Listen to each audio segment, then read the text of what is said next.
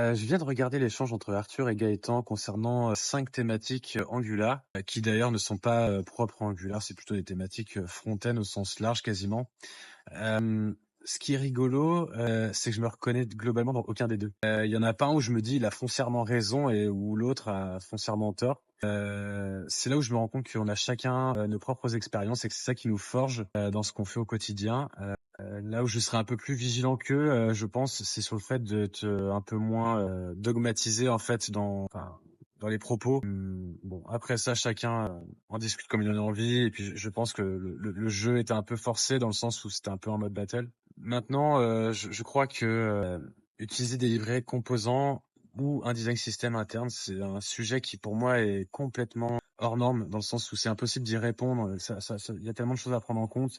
Est-ce qu'il y a une équipe dédiée? Est-ce qu'il y a des moyens mis sur la table? Quel est le besoin derrière? Enfin, voilà. Je pense que même le choix de la libre de composants, si on en prend une, enfin, nécessite une étude en fonction du degré de personnalisation que l'on souhaite avoir ou pas, ou même l'ensemble des composants qu'on aura sûrement besoin ou pas.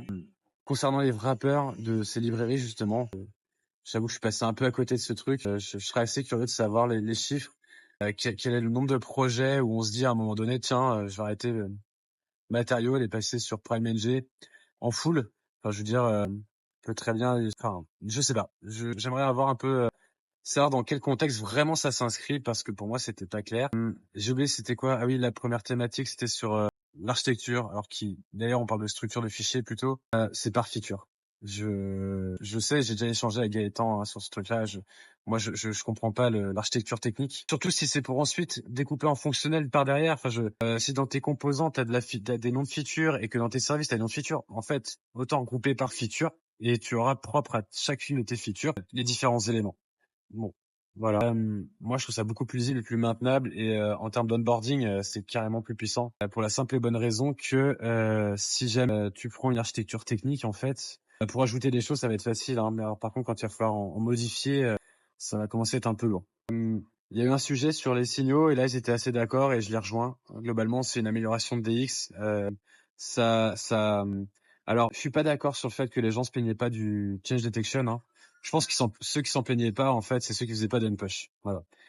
Clairement, là, ne plus avoir à mettre à la main de mark for check ou de detect change sur certains événements, je trouve ça assez confortable. En fait, on s'allège de ce truc-là. Ça enlève des lignes de code, ça allège le code. Je trouve ça assez intéressant. Et enfin, sur RxJS, programmation déclarative, impérative, ce qu'on veut, je dirais que globalement, vaut mieux faire du réactif quand même.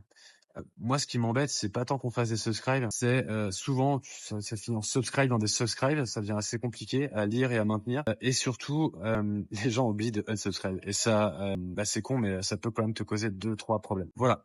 Donc, c'est marrant parce que j'étais un peu parti avec l'a priori que je serais plutôt d'accord avec Arthur qu'avec Gaëtan, pour avoir déjà échangé avec les deux, hein, et on sait plus ou moins nos avis différents, donc il n'y a pas de surprise. Mais en fait, je me rends compte que pas forcément. En fait, ça dépend vraiment de la thématique. Là où ça m'interpelle un petit peu quand même, c'est que on a d'un côté Arthur qui estime que c'est pas au code en fait de fondamentalement s'adapter aux développeurs si le niveau est bas, et Gaëtan qui pense plutôt que du fait que le niveau est assez bas et que les gens galèrent à apprendre, il faut faire des choses simples ou simplistes, peu importe.